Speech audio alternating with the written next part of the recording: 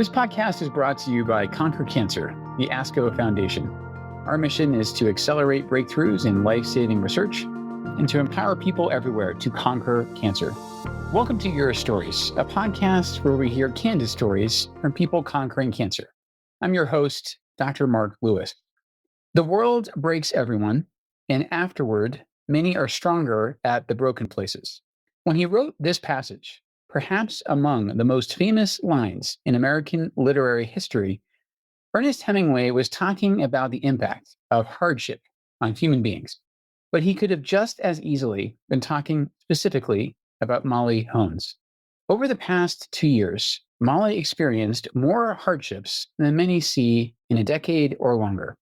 First, she was diagnosed with an extremely rare liver cancer in 2023 at 31 years old. Then, just a few months after reaching remission, Molly was diagnosed again. Just a few weeks later, Molly was participating in a clinical trial at the Johns Hopkins Hospital under the care of Conquer Cancer-funded oncologist Marina Beretti when a phone call brought unthinkable news.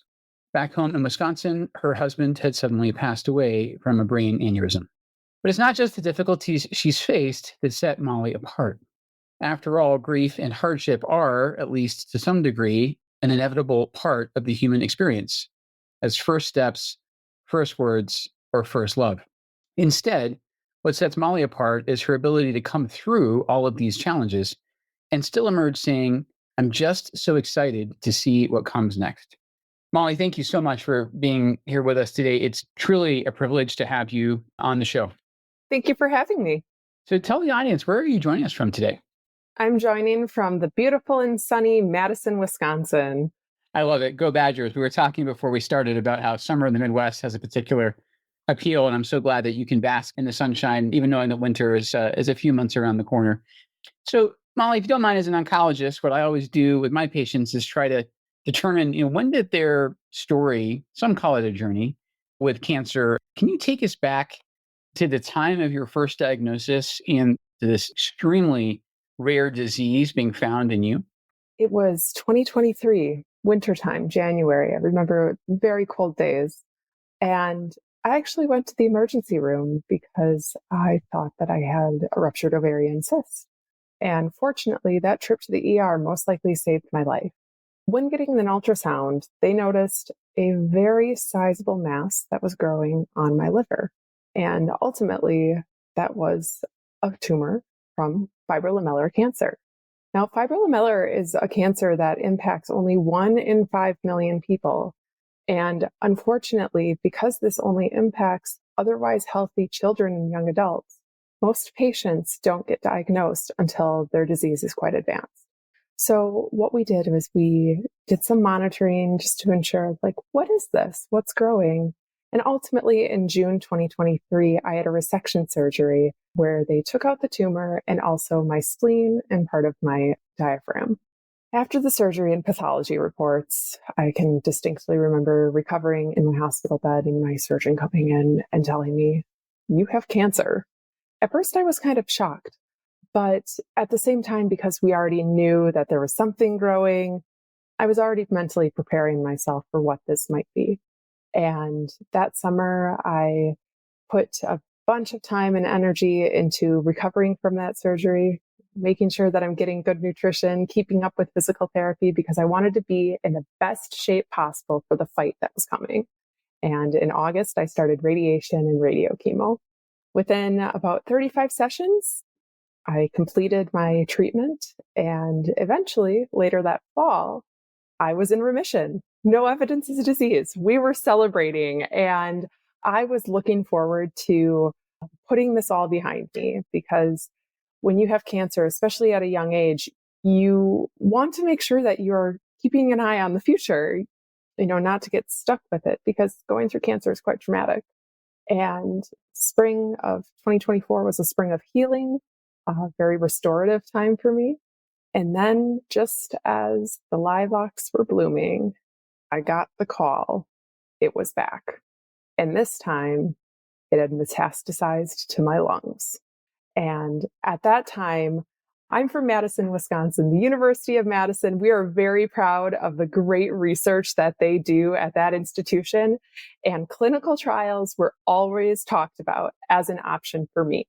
And when I found out that my time left might be limited, I knew exactly what I wanted to do: contribute to a cure.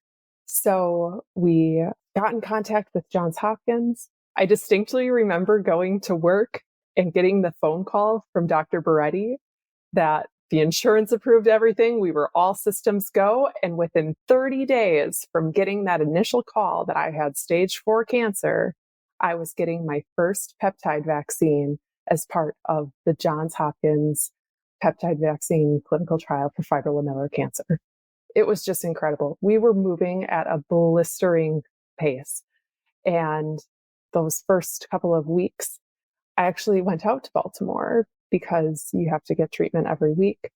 And after my second treatment, that's when we found out that Grant had passed away.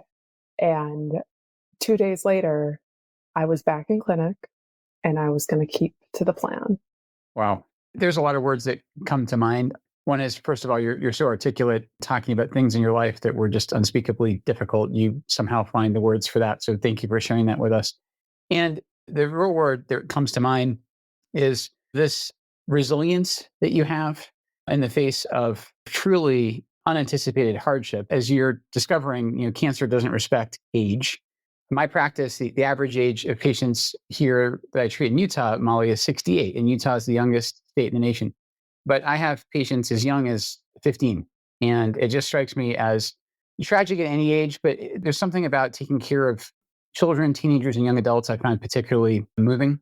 My cancer diagnosis actually came when I was 30, and somewhat like you, I tried self-diagnosing. I didn't think I had a ruptured ovarian cyst, of course. I actually thought I might have appendicitis, and that was actually the first flu I had that I was dealing with, an abdominal malignancy. So if you don't mind, what I'd like to try to do, I'm not a therapist, I'm not pretending to be one, is kind of process the various events you went through that I think are reasonably described as traumatic. What went through your mind when you were first diagnosed, and particularly as you started to realize just how rare a disease this is? Like you said yourself, you're not just 1 in a million, you're 1 in 5 million. So fibrolamellar cancer is an extremely rare variant of hepatocellular carcinoma or liver cancer. I've had the privilege of taking care of just a few young adults, all women as it happens, with this diagnosis. It's a true privilege, but as you're well aware, it's also a disease space where there's not a tremendous amount of evidence because there's just not a lot of patients. So how did you process not just the diagnosis, but the rarity of this? Yeah, that's a great question. So the way that I pictured it was, we cannot control what happens to us, but we can control our attitude and our actions that are within our locus of control. And I thought, how can we reframe this? One of the things that was told to me when I was initially diagnosed in 2023 was not to go on Google, not to go seeking out statistics, to stick to only the reputable sites. And I can remember looking at statistics. I wanted to know what my survivability might be.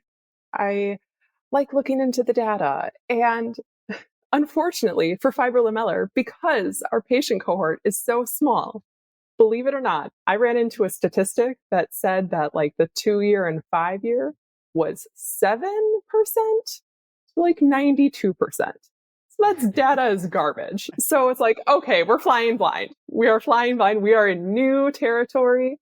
So what do you do? That's when I really started to embrace that we're on an adventure. I'm on an adventure. Humans and mankind have done exceptional things in the past where it might feel like a gamble and then things pay off. I always think back to astronauts. I always loved space as a child, and thinking about some of those first folks who were just hopping onto a tin can and being shot into the sky. I'm going to try and see if we can reframe what cancer could be. Not a death sentence. What if this was a chronic illness that had flare-ups and then we can just take care of it in the clinic and then I live my regular life? What if we could make that option available for everyone? But to get to that point, we need people to be contributing. And I know that clinical trials can be sometimes scary because it's something new. It's something that might not have a lot of data, but as patients, it's a great way to take back our power. And I like to say, I'm donating my body to science while I'm still alive. And how cool is it to see my legacy when I'm still around? What a great opportunity to step up, especially on that second diagnosis. I thought I've spent my entire career up until this point writing policy for the Department of Children's and Families in the state of Wisconsin. I've been a huge champion for kids, and to be able to pay it forward, to be able to help, that's how I'm going to spend my time. If I'm going out in the driver's seat with a smile on my face, because what a privilege it is to experience all of this happening, even the bad. There is meaning that we can find in suffering. Viktor Frankl has a lot of really great books on that. And it's something that is unavoidable. It's a part of life. But that suffering is also what brings us the beauty. It's also what brings us the reminder of what we're here for. And everybody has their own mission, their own goals. And to be able to be pushed into that, and especially after Grant passed away, having that double down that death is a certainty for all of us at one point in time. Some of us know when that might be coming. We might have a little bit more data. And then for others, it might happen like that. And that just reinforces that every day we need to take stock of how are we going to take on this beautiful thing called life. Wow. Even though I'm participating in this interview right now, I already know I'm going to be re-listening to it to buoy my spirits as an oncologist. As a patient, you are just remarkably inspiring. You said so much there that I want to unpack. One is, I think you were absolutely shattering some of the myths about clinical trials. Often when I raise clinical trials with my patients, I see this reaction, Molly, you'll understand this, even if I don't think you identify with it personally, where they think, oh my gosh, this is a last resort. My doctor thinks I'm at death's door. Sometimes a clinical trial is actually one of the first things you should be considering, especially with rare disease. Also, I think there's a common misconception that if you go on a trial, you're definitely going to receive a placebo, or perhaps you're going to be randomized placebo. As you're well aware, that's not always the case. And so I do think we need to change our attitude towards clinical trials, because you're right. One of the things I realize as an oncologist is part of my legacy is still practicing in an era of really unfortunate, indiscriminate toxicity. Like when people come to see me, they are absolutely terrified of me and the drugs I'm going to prescribe. And I know when the history books are written, we are going to look back on this era of oncology and just sort of think it was just strewn with examples of folly. I can well picture that chemotherapy may actually become one of the last things that we do in oncology. It might even disappear altogether. But the only way we're going to get there, sort of sheer dumb luck, is through clinical trials and rigorous research. And that, of course, takes patients like you who are willing to participate. So I'll say this, while I'm absolutely delighted that you get to benefit from therapeutic advances, I think it is remarkably selfless of you. And I loved your quote about, you get to give your body to science while you're still alive, and you get to see the benefit of that both personally and for the field. So I thank you as an oncologist. You clearly are a wordsmith. I want to talk to you a little bit about words. So when you went into that first remission, I'm just really always curious about semantics. Did your oncologist, and I'm not saying this as a matter of judgment, did they ever use the word cure with you, or was it very carefully phrased as remission? I think we used it as a way of cautious optimism because we're seeing some of the data coming out, and it's really exciting and it's promising. But with science and terminology, sometimes that takes time to catch up. And when I think of the word cure, it's like, what are we talking about? Are we talking about no evidence of disease permanently? Are we talking about, are we going to treat this of like similar to how we would treat somebody who has IBS or, another chronic disease? Is it no big deal? And I think that when I use the word cure, I think of it as a person who is able to live the life that they want to live, and cancer is not holding them back. I hear stories from other patients with fibrolamellar, with other patients of disease, some of my own family members who are given 6 months to live. 12 months to live, 24. I think I was initially given 26 months, and people are still around 20 years.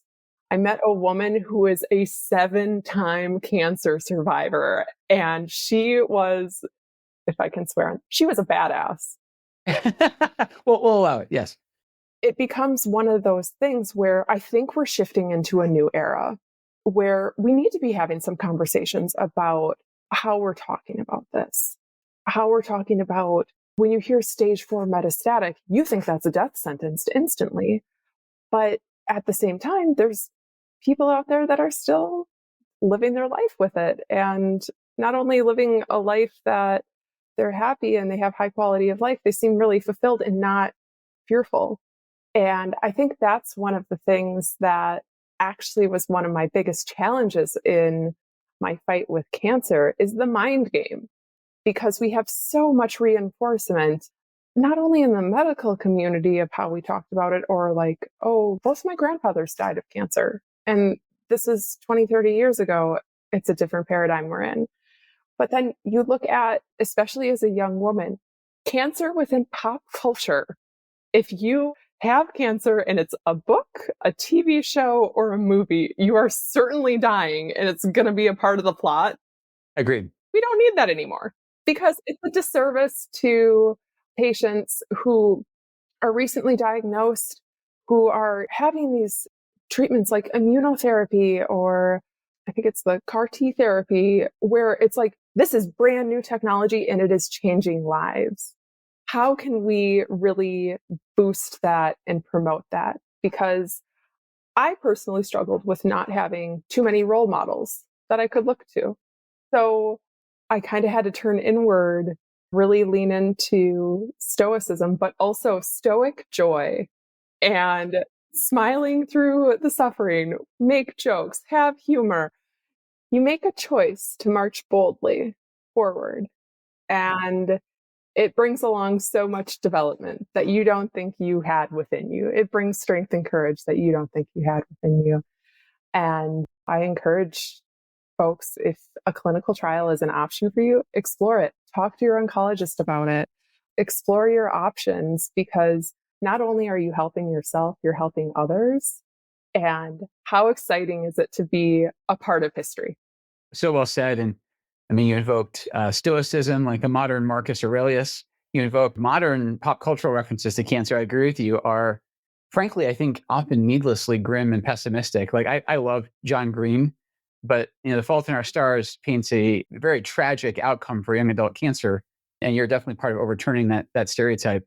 I guess what I'm also curious about is when you're diagnosed with such a rare disease. I know you kind of were forewarned about not pursuing Dr. Google, but did you find any kinship online? Did you use social media or support groups online to find something coming close to a kindred spirit for you? I did. And funny enough, so when you have a rare cancer, there's not a lot of us. Just full stop. There's not a lot. We don't have the big organizations. We don't have the specific month. Ours falls under the liver cancer umbrella, of course. But one of the challenging things is like, what do you do? How do you find community? And I actually found community online through a hashtag. I just started posting about my experience. I started going online on Facebook, on TikTok, on Instagram, just to see if there was anybody out there. And I ended up finding a very amazing and active Facebook group called Fibrolamellars of the World Unite. And there's only 800 of us in there, of patients and families. And that was kind of shook me to my core of realizing this might be all of us, or a good chunk of us. One of the things that I want to do is, if there is a person out there with fibrolamellar, or if they have rare cancer, I really encourage you to get involved with the community so you don't have to go through it alone. Back in 2023, during those first couple of months, I was going through it alone. I felt so much despair because I didn't have anybody to talk to about it. I could talk with other young folks, but it's like having a rare disease, it just kind of breaks your brain a little bit. And finding that camaraderie helped me keep going. But also, I got to say, we make some pretty great cancer jokes in the Snapchat, and comic relief sometimes is what everybody needs. I think there's something to be said about approaching hard things with humor. Yes. Oh, man, so much to unpack again. Very briefly on that last point, I'll work backwards. I had a medical student in my clinic last month. And at the end of his rotation, I asked him what I ask all the students is, what really surprised you about your experience? And I think you'll like his answer, Molly. He said, the two things that surprised me the most, Dr. Lewis, were the hope and the laughter. I don't think he actually expected much levity in a cancer clinic. And I'll be honest, it's the patients that are usually buoying our spirits as much as vice versa. In regard to your comments about rarity, I'm starting to feel garden variety on my side of this conversation because my condition has an incidence of about 1 in 30,000. So I'm a dime a dozen compared to you and your fibrolamellar brothers and sisters. But I'll say you're right. Membership in these communities, it's like the clubs we never wanted to join. But the privilege of membership is really hard to put into words. And you said it yourself. I think it's a wonderful sort of way to inoculate yourself against isolation. I think it's really hard. The brutal attrition of watching fellow members pass away is extremely difficult. On the other hand, other people's experience may lead you, for instance, to what you've already spoken about, to clinical trials or at least treatment opportunities you might not have known about otherwise. So I think that's really, really important to advertise to folks. No matter how rare the disease, there's almost certainly someone or some people you can find, particularly online these days, that are going through something similar. And then they've gone down the road a little bit ahead of you. Maybe they can signpost the way that's right for you. I want to go back to another word that you just used or have used early in the conversation, I think probably pretty purposely, and that word is grief. What I see, Molly, in my practice is when someone's diagnosed with a cancer, especially if they assume it's going to be a death sentence, but sometimes even not, I see them go through the Kubler-Ross stages, typically starting with denial or disbelief, and then sometimes a period of anger. Sometimes that's directed towards me. I understand that. And then bargaining and acceptance, and that typically is when we can get started treatment. Because you've been through so much as such a young person and with this horrific and unforeseen loss of your husband in the middle of this, is grief the right way to articulate your experience with either initial diagnosis or recurrence? And how does it differ from the understandable bereavement that you would experience after the loss of your spouse? Excellent question. As far as grief goes, I think it's important to remember that the grief stages don't always come in order. And it's not restricted to a time frame either. So with cancer, it really didn't hit me until after I hit remission, interestingly enough. And it was more of, and this is back in 2023, it was more of, okay, I just went through this. I might have to go through it again. What can I do and how can I work with my team to set myself up mentally for resilience, for that long haul, for a fight? Because fibrolamellar has a pretty high rate of recurrence. And with that, I made the decision to start EMDR therapy and really taking an aggressive approach to the trauma and mental health, as aggressive as what we did with the cancer. And I think that set me up for having so many more tools at my disposal the second time that it comes around. And when my husband passed away, it was a shock. He was 45, brain aneurysm, came out of nowhere. And I thought to myself, because Grant was a veteran, he spent time in Iraq and Afghanistan as a contractor, and goodbyes were always sacred, whether it's on the phone or when I was leaving for Baltimore to be on the trial. You treat each goodbye as if it's your last. Now, some people might say that's really, really dark.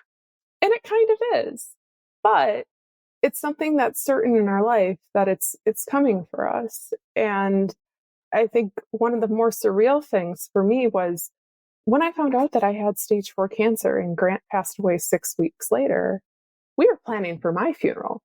And having that reversal was just shocking and, of course, deeply upsetting. And what I did was I turned that abrupt and acute trauma into accepting that that's part of my story and doing what he would have done. And that's stick to the plan and you keep moving forward. It was extremely hard, but I have to say the team at Johns Hopkins, Dr. Moretti, social workers, the nursing staff, the clinical research staff, everybody rallied around me so much that I didn't have to miss a treatment. It was very challenging writing an obituary while I'm getting an infusion. It was very challenging trying to make arrangements 1,000 miles away. But we don't get a choice of the cards that we're dealt with. But again, we get a choice of how we approach it. And really, with his passing, we didn't have a funeral, we had a celebration of life. And I told everybody that we need to be celebrating life every day because we don't know when it's going to be the last. But also, I think we owe it to ourselves as humans to celebrate life. And one thing that I encourage folks to do is lean into the joy. Remember why we're doing this and move at the speed of the light that's in our hearts and just keep going. Because it's so easy to imagine what the worst case scenario is, because we've seen so many worst case scenarios before. It takes creativity and it takes a sense of bravery to think of the opposite. What's the best outcome? Heck, what's the middle outcome that would still be positive, trending us in a positive direction? And just keep marching bravely forward. One thing that has helped me is I dedicate treatments. So if I'm fighting for somebody, I'm gonna get my infusion. Okay, I'm thinking to myself, I'm going to be positive. I'm going to get into the right headspace, and I dedicate it to somebody, often somebody with fibrolamellar who has passed, and remind myself it's our job to bring about a future that is positive for everybody, to honor everybody that we have lost. Wow. I mean, to hear someone like you say, to find sort of the enjoyment in every day and sort of suck the marrow out of life. I mean, Molly, it comes across as like the farthest thing from trite, because you can say that having gone through the crucible, not just of your disease, but of multiple different forms of loss as such a young person. There's a quote from my father. He passed in 1994, and you really remind me of him in terms of your attitude. And that's the highest compliment I can give you, because he's the best man I've ever known. He had this quote after his diagnosis where he said that the cancer crisis affords us the opportunity now, however brief or lengthy, to discard the trivial and the shallow and to fill every moment and relationship with meaning, intensity, and value. That was his quote.